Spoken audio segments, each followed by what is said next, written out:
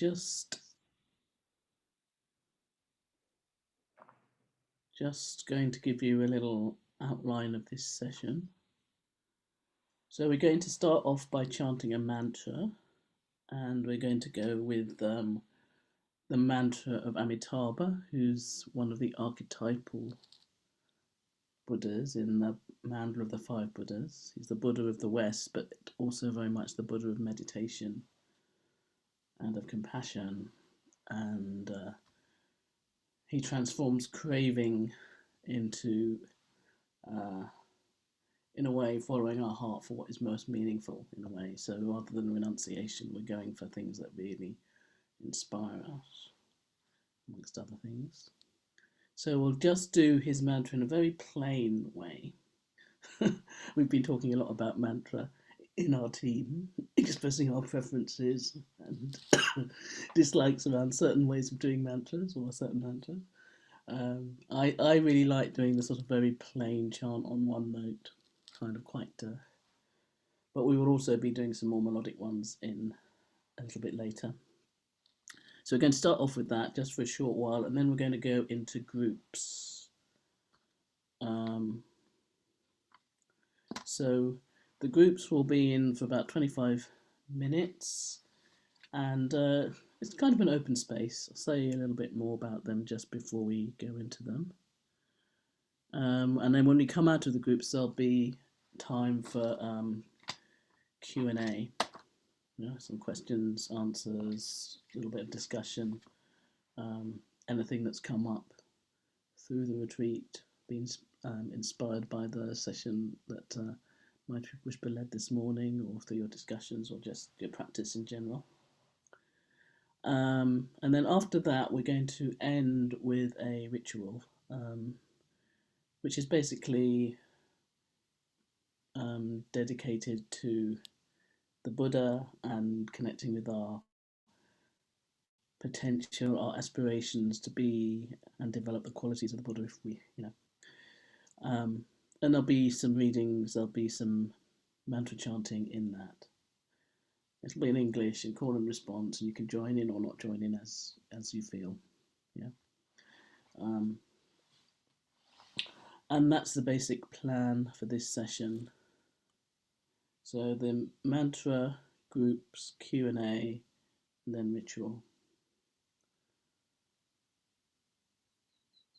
So with the mantras, as I said last night, it doesn't work if we're all unmuted and chanting away. So I'm just gonna chant this mantra, and Maitri Pushpa will be chanting some later, and we can be muted but joining in at home or not. But I just give you the invitation to give it a go, even if you're not someone who's chanted mantras before, and just see what happens. And the great thing about being on Zoom is that nobody else can hear you, so you don't need to be self-conscious about it. Yeah. And I would also suggest that to really, especially with the plain ones, we're talking about being in the body, A mantra works with our energy, but it's a very physical thing. You can feel the reverberations in your body. You can free up energy in your body through doing a mantra. And in a way, we're trying to embody the qualities of the mantra as well. So if you just go really, really quietly, it's not going to have that effect. Whereas if you go for it a bit more, then you will feel it, and it'll probably be more powerful. And as I said, nobody else, at least on the retreat, will hear you. There may be somebody in another room that might, but yeah. So we're going to do the mantra for Amitabha, and it's just Om Amideva Hri. We're just going to repeat that again and again on the same note, kind of thing.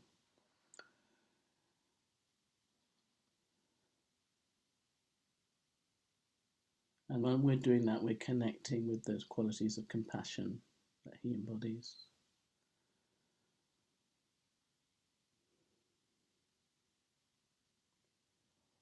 Om Amideva Hri.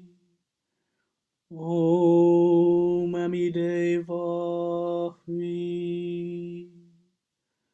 Om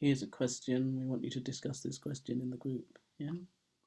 If there's something that's piqued your imagination or challenged you or whatever during the retreat, then of course you can bring that in there. But what would be really great if we can practice kind and mindful listening. Yeah. So not interrupting anybody, not giving opinions, not giving advice, just listening deeply to someone else's truth.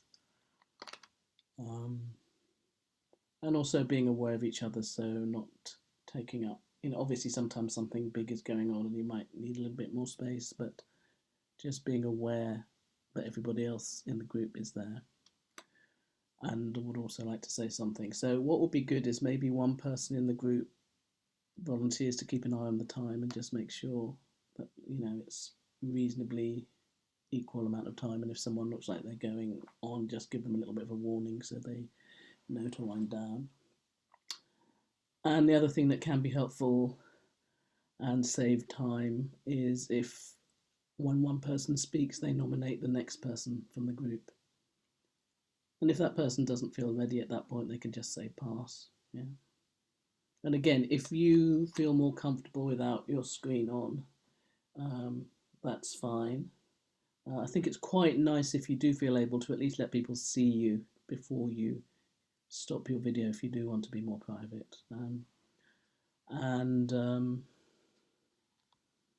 Yeah, just to sort of be aware of each other, really sensitive to each other in the group. Everything that is said there is confidential. But of course, you can share what you've said in a bigger group if you want. So, Patricia, do you want to do that? So you'll get an invitation and you can just click on it. So how long have we got, Baudelaire? Yeah. We got about 25 minutes. 25, yeah. Thanks. And you'll get a 5-minute warning before the end, just to let you know where things are at, even though there's a timer on your screen. Yeah. And a 1-minute warning at the very end. Mm-hmm.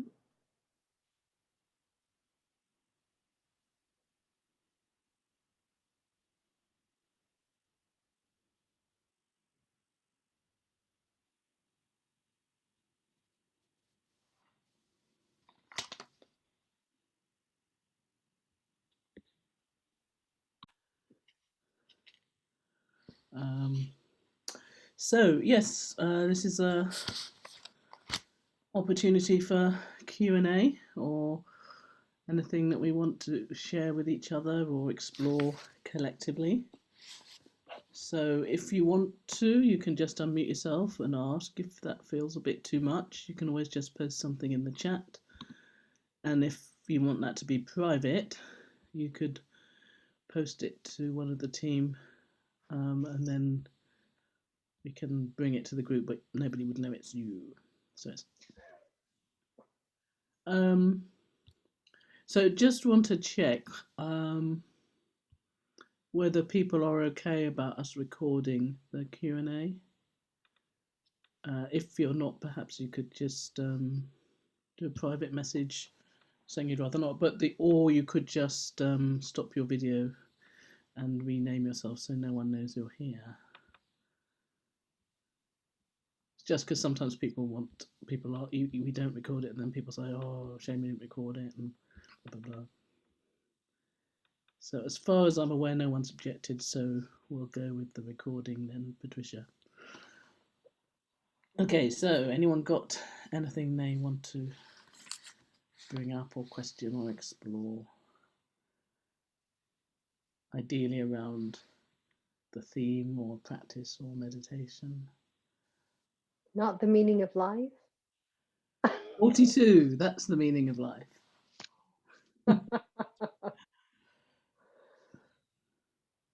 If you're a fan of the Hitchhiker's Guide to the Galaxy, that is. I know it can be a little bit daunting to do it, speaking in a group with people you don't know that well, but does anyone feel bold? Egle. I can. I found it very interesting in our group and in myself just to notice what a strong reaction I had to do not cheat. it almost seemed punitive in some way, and I've never come across anything that direct in my study of Buddhism that was just like, no, do not. It's almost like I feel like even like the precepts are often worded in a very, well, flowery way, but it seems to be more for practice. Whilst this seems very much so like no. It just brought up an interesting reaction of what that could mean. And I'm really grateful to you, Maitri Pushpa, for kind of breaking it down as well. And what I connected with the most was maybe more so than the historical figure, more so something about the higher self and the higher ideal, and not cheating on that. And again, the word doesn't sit easily with me, but something about not betraying that in any situation. Yeah, I just wanted to say that. And that's it. Thanks, Clay. And I think that's really interesting you brought out that point because, I also don't like being directed to be told to do something or not told something. And one of the things that I like Really? about the precepts is that they're not like commandments, they're not rules. They are these training principles that we take the underlying spiritual principle and then it's up to us to try and apply it in our lives, in any situation, and we get better. It's seen as a practice, we get better at it, and I'm also aware so many of us, well, me, it's certainly been something too for me, is the default is to respond to things as if they're rules or to, feel bad if you don't do it or not. And as a teacher, I spend so much time. There's some people who've been on courses I've taught, and always people want me to say, "What should I do?" or "What's this?" and "Can you tell me?" And I always just sort of, so it depends, or well, it could be this, and I don't really like to say categorically. I don't like that kind of didactic style of teaching where you say this is truth, this is the way to do something. So I think for me, I'm taking those lines provisionally. I think they contain, I think, roots of stuff that's really useful for practice. But I'm also aware that I need to be careful about, well, how do I interpret it? Do I use that as just another way of beating myself up? If it says do not cheat the Buddha, then I think of all the ways that I think I'm cheating the Buddha and I feel, oh, I'm a terrible person, or I must, I'm not trying hard enough. I must push myself right to the rock face, so that I'm not cheating the Buddha. So I think our own patterns and habits will very much influence how we respond to any teaching in the Dharma anyway, and the language, how we respond to the language, and particularly when it's in that kind of a form. But it is interesting when it brings up those reactions in us, isn't it? So what's all that about? There's a lot of language about freedom and liberation, isn't there, in the Dharma, and how we interpret it may not be quite how it was meant, because also it's been translated from Pali or Sanskrit, and there's different ideas of freedom. Whether it's freedom from unskillful mental states or conditioning in our views is one thing in a Dharmic perspective, but then we've also got this idea that we should be free and don't want anybody to give us rules that we have to abide by. I think we can react against those. I don't know. I'm just burbling. Maitri Pushpa, what do you reckon?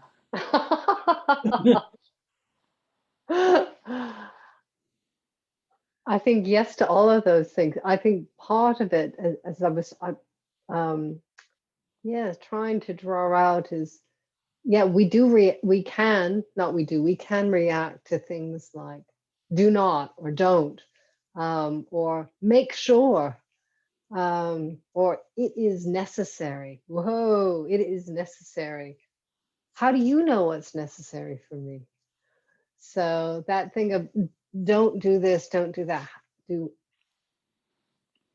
what it can do is send you down the route that Bodhi Lila was saying of I must do this, I must do that, or be perfect, or try to be perfect about things.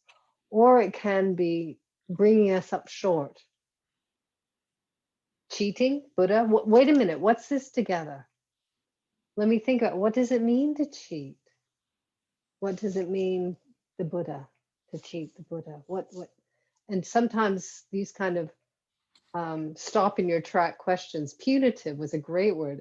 Yeah, don't do this. Well, if I do it, what's going to happen to me? Well, the Buddha isn't going to come and go, I don't, well, maybe he will, but that Buddha is the Buddha in you. It's your sense of that was unskillful, that wasn't kind, that wasn't helpful, that was reactive, that wasn't being open to what actually is going on. So just making us think about what does it mean? And I think even beneath all that is the question of, is this important to me? What is important to me? Yeah, exactly. And you can almost think of what is the Buddha in that sense to me? What is important? And I don't want to, well, I keep coming back to that phrase, don't I? Sell ourselves short on our potential. And I think don't cheat on your potential. Don't lose your potential. Don't underestimate yourself. So as usual with words, you can come at it many different ways. And yeah, as Bodhilila was saying, holding lightly to it, trying not to be too literal about it. And if there's a really strong, particularly negative reaction, emotional reaction to it, we'll just stop and say, whoa, where did that come from? What's going on here? Because if there's such a strong reaction, we're so caught up in the reaction, we can almost forget what set it off in the first place. So we're actually not listening to the teaching. We're not thinking about it. We're not saying, well, is this useful to me? Or it could be these 3 lines just don't resonate with you. They're not useful to you. But they might have been useful in that you thought about what works for you and what doesn't. And that's such an important part of our practice, is what is going to encourage us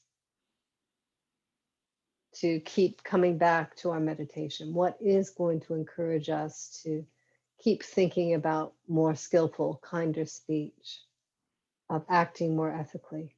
How am I going to encourage that myself? So sometimes lighting a fire under you might be the thing to do. And some people are like, no, thank you, that is not my way. But we don't know until we start exploring and experimenting with different forms, different approaches. I was in a group with someone who was saying he's just sort of dipping his toe in the water with meditation. He meditates with apps and he's just dipping his toe in. He thought he'd come along to this. Fantastic. What works for him? The only way we find out is to explore. And that's very much what the Dharma is about, I think.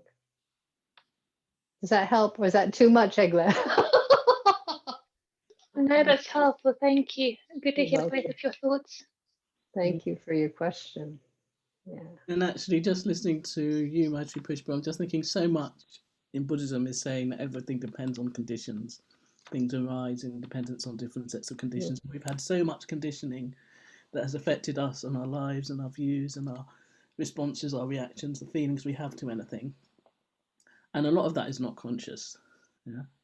So when we find ourselves reacting strongly to something, then that's a real opportunity actually for uncovering some of those conditions, some of those views, for gaining a bit more awareness, insight, So, there's a certain perspective that, everything is an opportunity for practice, particularly all the things we don't like and we react to.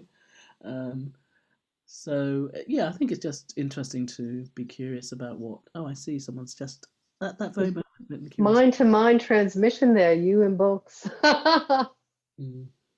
Curiosity. Yeah. But I think we do have that sort of inner dictator, don't we, that thinks we should do things, and we internalize from, maybe parents, family, schools, society, ideas of right and wrong and what we should do or not do, and that idea of punishment.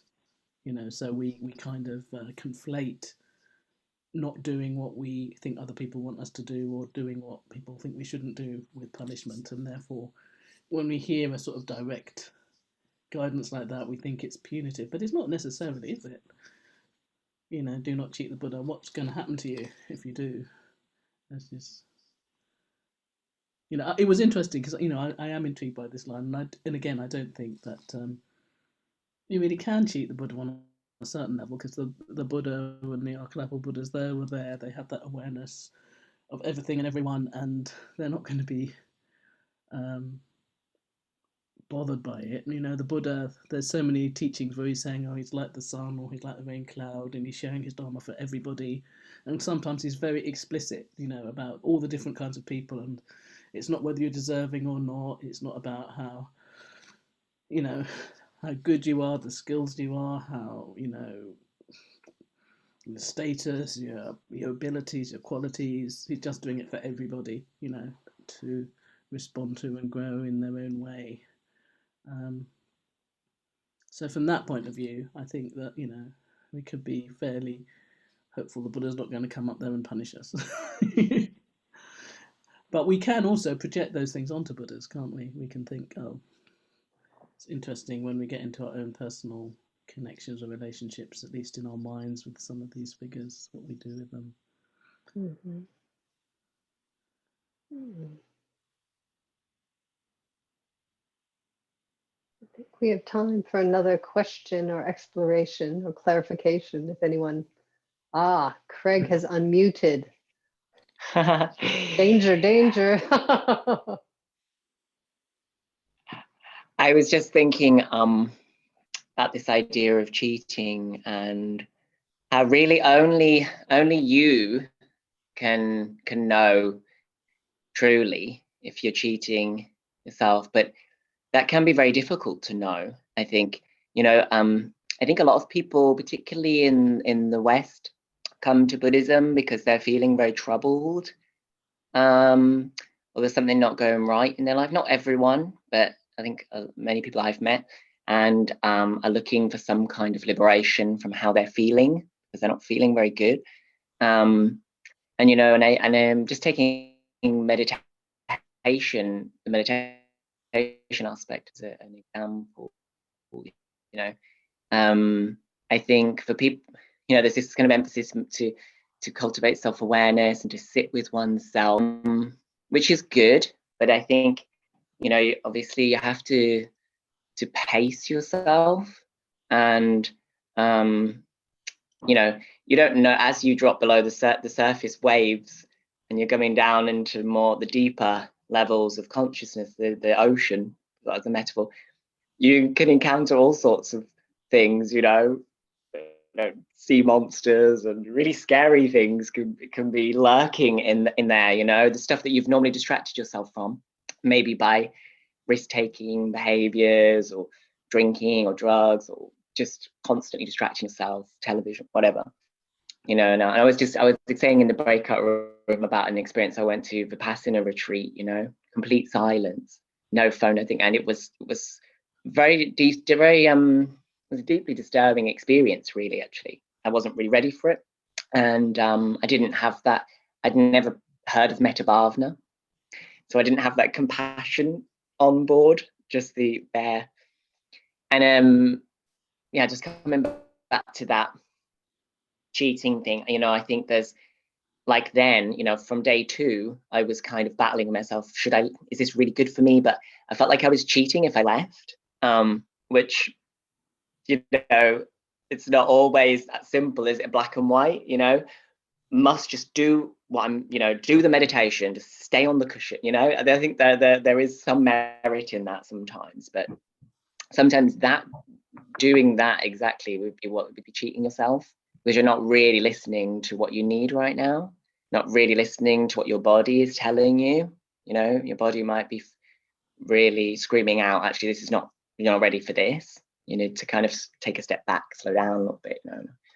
But I just think that's something we have to be very mindful of, and we, I found for me it's good sometimes to having a very strong reaction to something, to not make a snap decision, you know, in daily life, you know, and just sit with it for a little bit, just breathe, you know, not do anything. Yeah, and then move forward. But I hope that what I just said made sense. But yeah, but that brought all that up for me. That first line, cheating on the Buddha, you know, it's like, you know, that attitude, must fix myself, must do this. And I think that's can be, yeah, it gets into this self-flagellation thing, which I think a few people have mentioned already. That's yeah, it's a different kind of cheating. Yeah, I think you've brought a lot of really important points up there, Craig. And just starting with the last one, you know, that self-flagellation. I think it is very tempting, and often people do that if they're on a path of self-development or spiritual development, to, you know, want to be perfect, or, you know, be moving towards the light and denying all the other bits. And then when you see that you don't match up to the ideal, to then use that as a way of criticizing yourself, self-flagellation or whatever, undermining yourself. Yeah.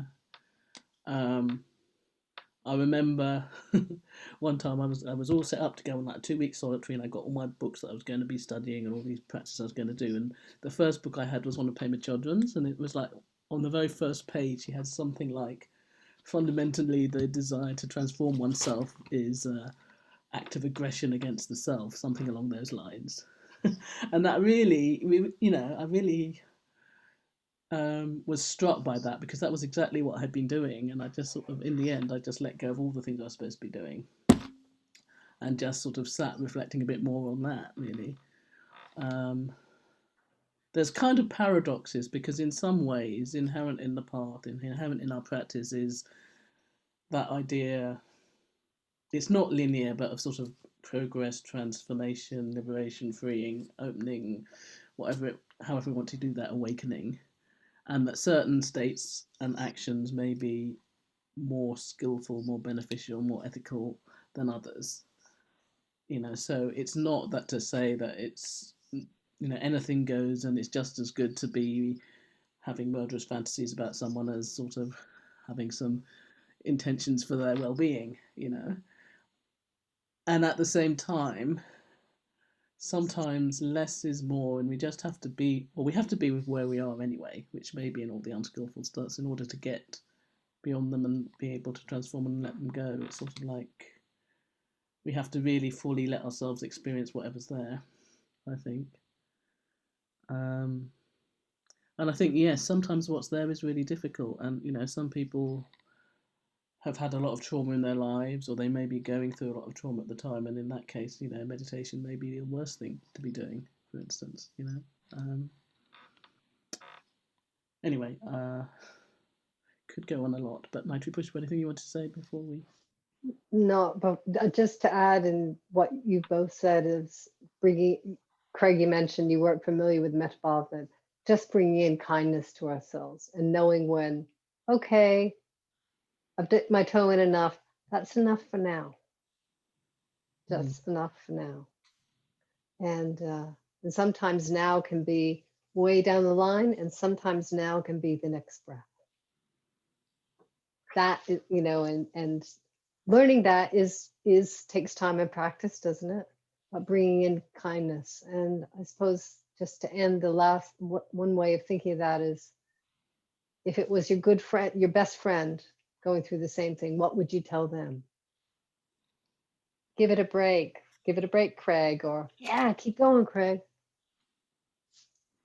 Treat yourself as your best friend. Yeah. Okay. Over to you, Bodhi Leela. Okay, so that's the end of the Q&A session. And we're going to end with a simple ritual called a threefold puja. So I'm going to say a little bit about ritual, and I'm also going to say a little bit about Buddha, just because I feel like it. Um, well, we have been talking about the Buddha, haven't we? And you were talking about all the different ways of the Buddha. I mean, the Buddha himself used to say that it wasn't his body that was him. You know, he got really frustrated and annoyed with people who, like there was somebody who was ill and dying and wanted to see the Buddha before he died, and the Buddha was saying, "Well, why did you do that? Because actually, you see me through my teachings, through the Dharma. That's where you see me. This body, that's not me." And those who see the body, they're not seeing the real Buddha, but those who sort of see and practice the teachings, they're seeing the real Buddha and me. So that's sort of kind of interesting that he had that kind of a view. So the Buddha,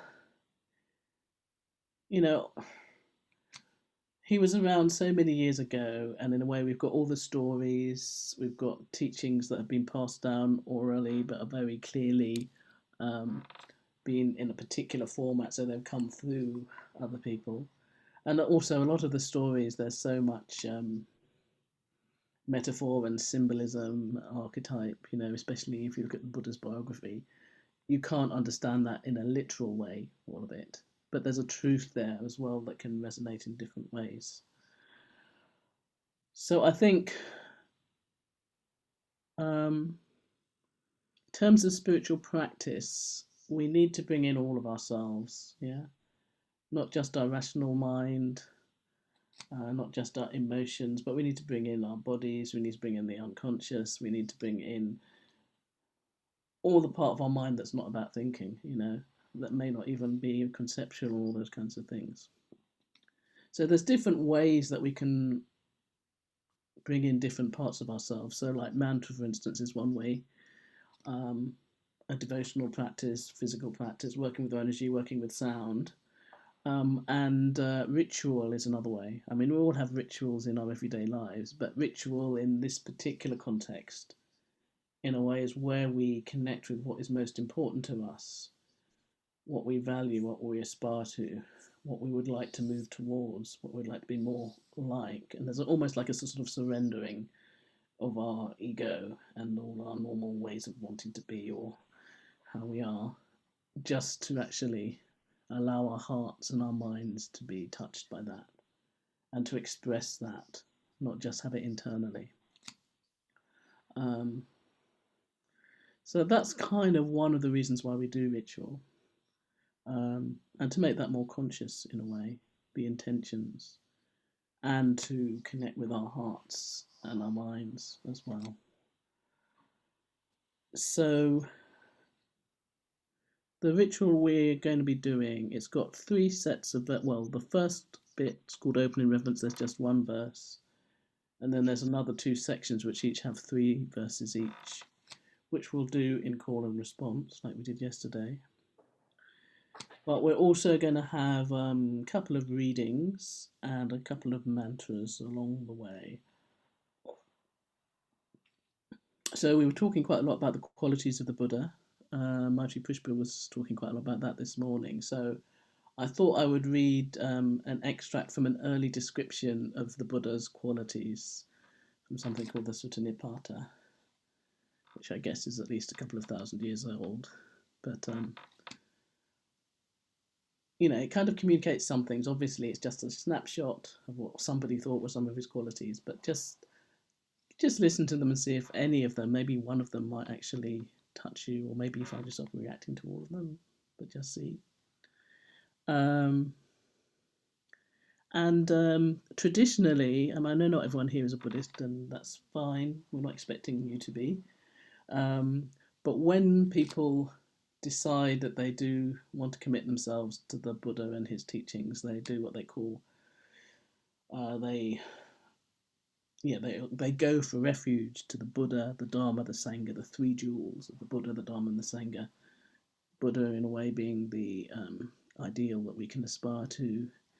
The Dharma being truth, reality, and also the teachings that he gave, the practices he gave to help us be able to become just like him, have those same awakenings, insights to become Buddhas ourselves. And then the Sangha, the sort of spiritual community. So when we go for refuge, I'm just going to clarify this to the Sangha. We're going to refuge to the Sangha of enlightened beings, or those whose enlightenment is assured, like the Buddhas and the Bodhisattvas. I suppose you could, if there's someone you think is like really, really advanced, say like the Dalai Lama, maybe that would be somebody. Maitri Pushpa was talking about those who are wise, those who are further along the path than us. And people would sort of say to the Buddha, for refuge I go, and all that, to the Dharma, for refuge I go, to the Sangha, for refuge I go. We hear that in the very earliest stories of the Buddha when he's wandering around offering teachings to people, and often they feel that they have had a great insight awakening. Sometimes they want to join his community, but they'll often have that. So I'm just going to read something around that. And I think that's it. And Maitri Pushpa is going to be doing a couple of Shakyamuni mantras. So Shakyamuni is the historical Buddha. And so when you chant his mantra, in a way, it's kind of connecting with the Buddha, paying respect to the Buddha, also connecting to our own potential to be Buddhas and our own Buddha nature. Okay, so that's enough talking. So if you want to get yourselves in your meditation posture, probably, because we're going to do a ritual.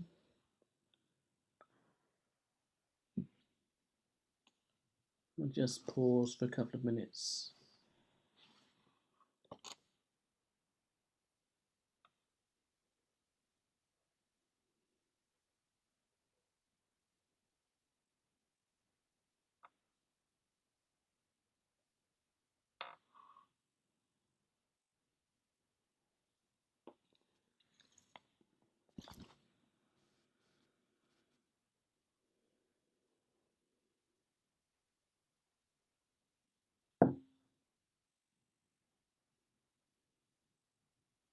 So after the opening reverence, there'll be a description of the Buddha, followed by Buddha Shakyamuni mantra. After the reverence to the three jewels, there'll be a description of going for refuge at the time of the Buddha. And then after offerings to the Buddha, there'll be another Shakyamuni mantra. And feel free to join in or not join in.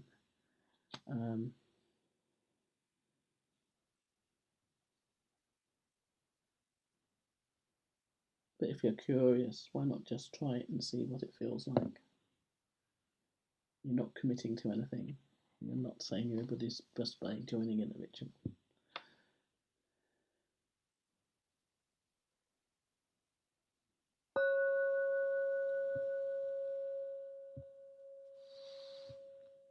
Threefold puja.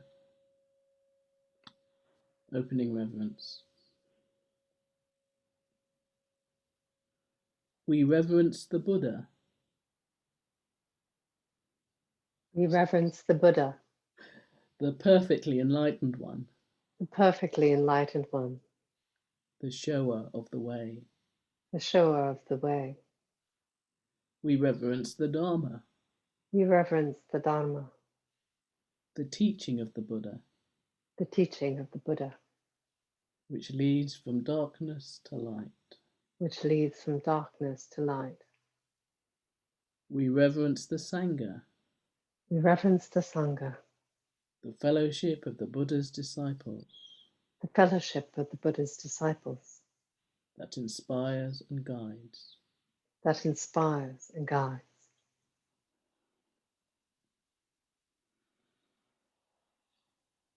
So, description of the Buddha's qualities.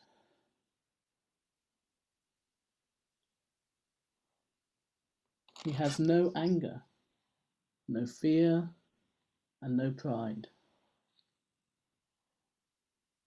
Nothing disturbs his composure, and nothing gives him cause for regret. He is the wise man who is restrained in speech. He does not conceal anything, and there is nothing he holds on to. Without acquisitiveness or envy, He remains unobtrusive. He has no disdain or insult for anyone. He is not a man who is full of himself, or a man who is addicted to pleasure. He is a man who is gentle and alert, with no blind faith. He shows no aversion to anything. He is not a person who works because he wants something. If he gets nothing at all, he remains unperturbed. There is no craving to build up the passion to taste new pleasures. His mindfulness holds him poised in constant even-mindedness, where arrogance is impossible. He makes no comparisons with the rest of the world as superior, inferior, or equal. Because he understands the way things are, he is free from dependency, and there is nothing he relies on. For him, there is no more craving to exist or craving not to exist.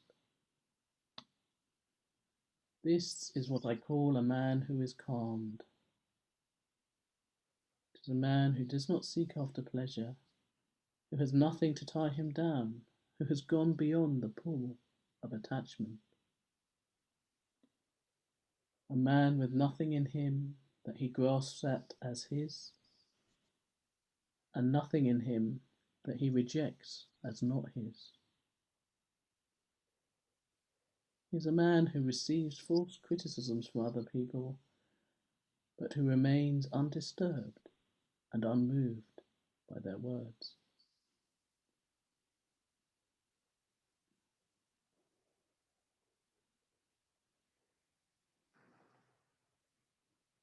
Om Muni Muni Mahamuni Shakyamuni Swaha.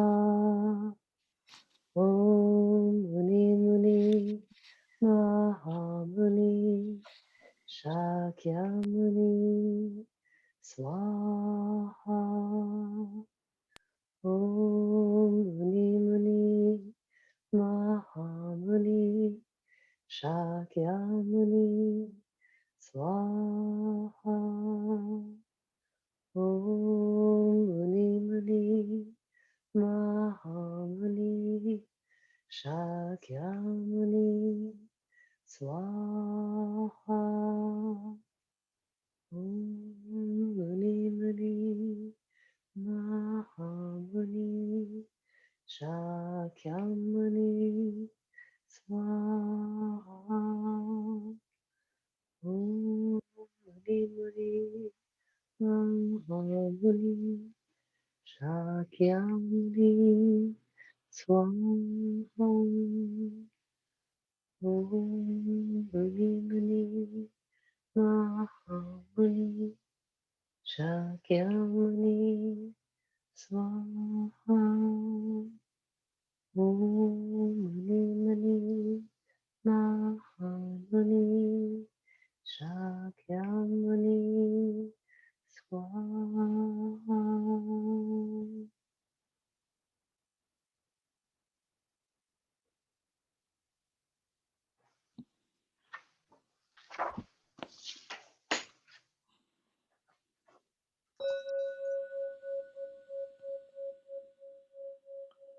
Reverence to the three jewels. We reverence the Buddha.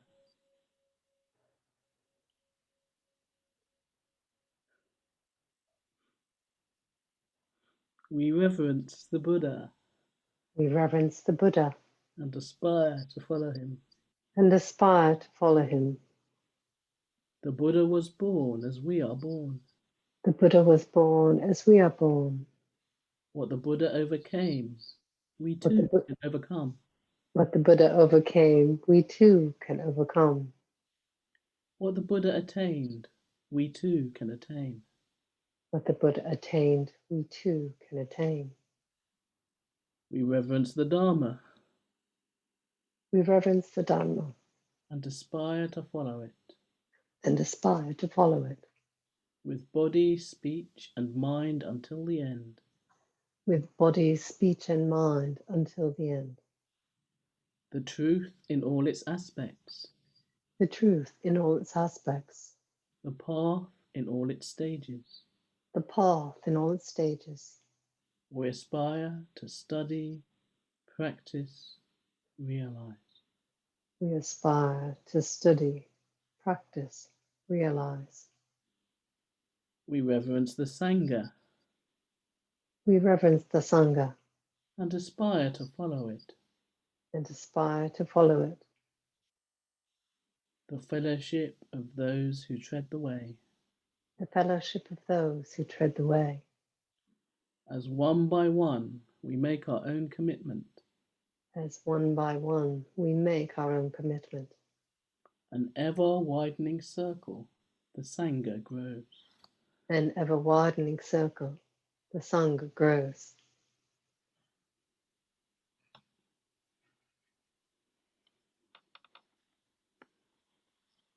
Going for refuge at the time of the Buddha. Sometimes when reading the Buddhist scriptures, we get the impression that the Dharma is a matter of lists. But it wasn't like that at the beginning. It was all fresh, all original, all creative. The Buddha would speak from the depths of his spiritual experience. He would expound the truth. He would show the way leading to enlightenment, and the person to whom he was speaking would be absolutely astounded and overwhelmed. In some cases, they may not be able to speak or do more than stammer a few incoherent words. Something had been revealed to them. Something had burst upon them that was above and beyond their ordinary understanding. For an instant at least, they glimpsed the truth, and the experience staggered them. Time and again, on occasions of this sort, the scriptures tell us that the person concerned exclaimed, "Excellent, Lord, excellent!" as if one should set up again that which had been overthrown, or reveal that which had been hidden, or should disclose the road to someone who was astray, or should carry a lamp into darkness, saying, "They that have eyes will see." Even so has the truth been manifested by the Exalted One in many ways. He or she would feel deeply affected, deeply moved, deeply stirred. Sometimes there are external manifestations of this. Their hair might stand on end, they might shed tears, or they might be seized by a fit of trembling. They would have a tremendous experience, an experience of illumination, a tremendous sense of freedom, of emancipation, as though a great burden had been lifted from their back, or as though they'd suddenly been let out of prison, or as though they could at last see their way. The questioner, the listener, would feel spiritually reborn, would feel like a new man or woman. And then, out of the depth of their gratitude, they would fervently exclaim, "To the Buddha for refuge I go, to the Dharma for refuge I go, to the Sangha for refuge I go." So we can see where the going for refuge had its origin and of its tremendous spiritual significance. It's the heartfelt response of one's total being to the impact of the truth, the impact of reality. One commits oneself to the truth. One surrenders to the truth. One wants to devote one's whole life to the truth.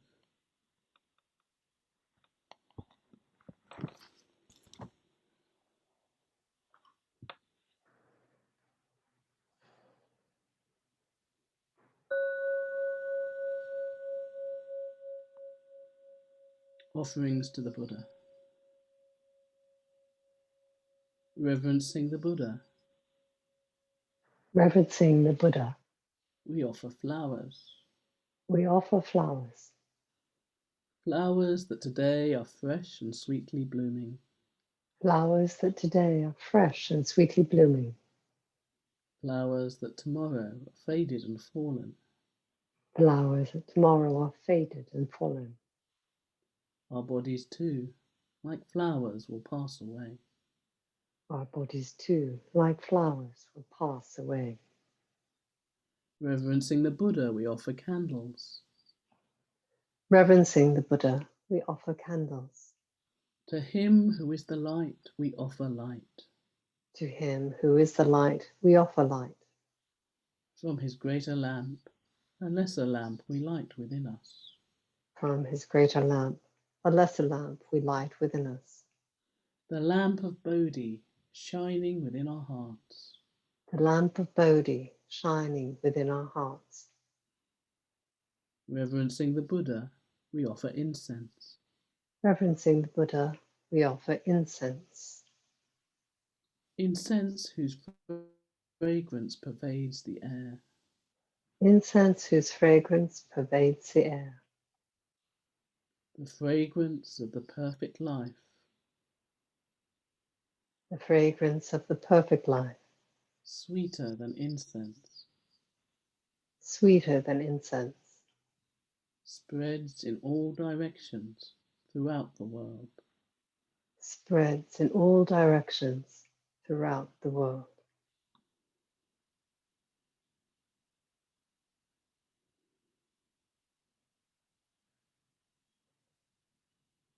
Om Muni Muni Mahamuni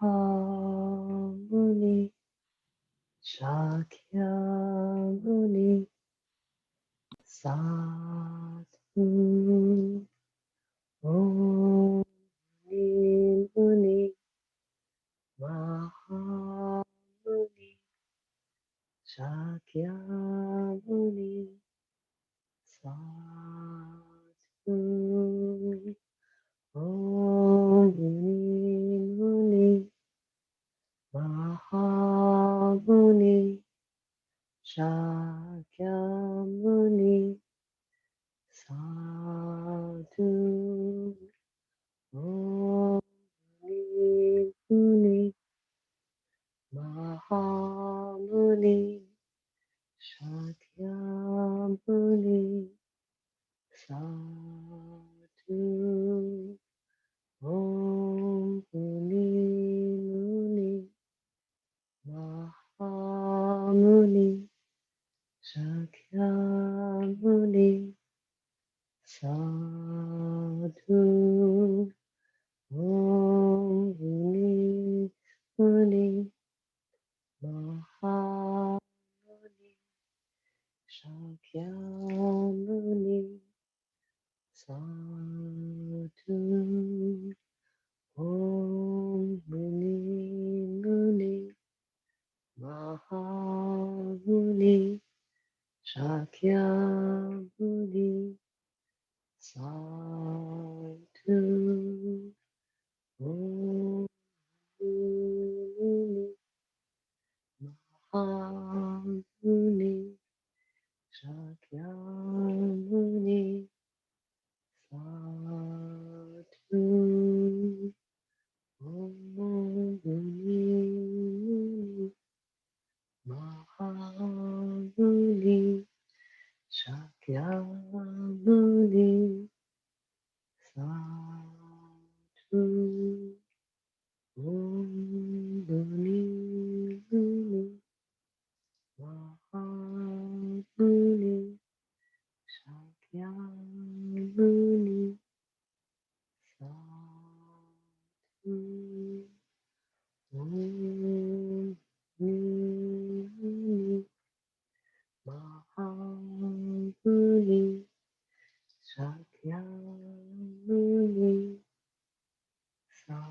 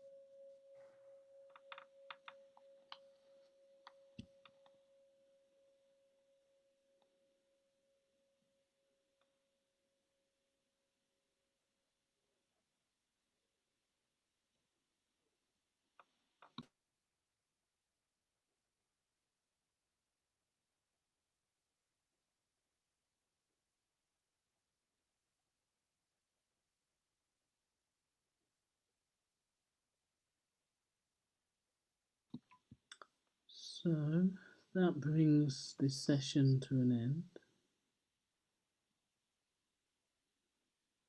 Thank you all for coming and practicing. And just felt we've gone quite deep very quickly. For me, it feels there's a lot of depth, there's a lot of spaciousness that has been created collectively. So just being aware of that this evening, that you may be feeling a little bit more open, a little bit more sensitive. Stuff might be coming up for you now we're on retreat. And if you are living with somebody, just maybe either let them know that you might need a little bit more space, and well, it's your choice, but maybe try and have a little bit of a quieter evening. Don't binge watch a whole series on Netflix or something. Yeah. So see you tomorrow. So we got early morning meditation at 8, led by Maitri Pushpa. I'll be leading the 10:30 session, and then we'll have another session like this, though not necessarily with a puja, at 4. So if you want to unmute yourself or post in the chat, that's fine. Thank you all for coming, and yes, go well. Have a good evening.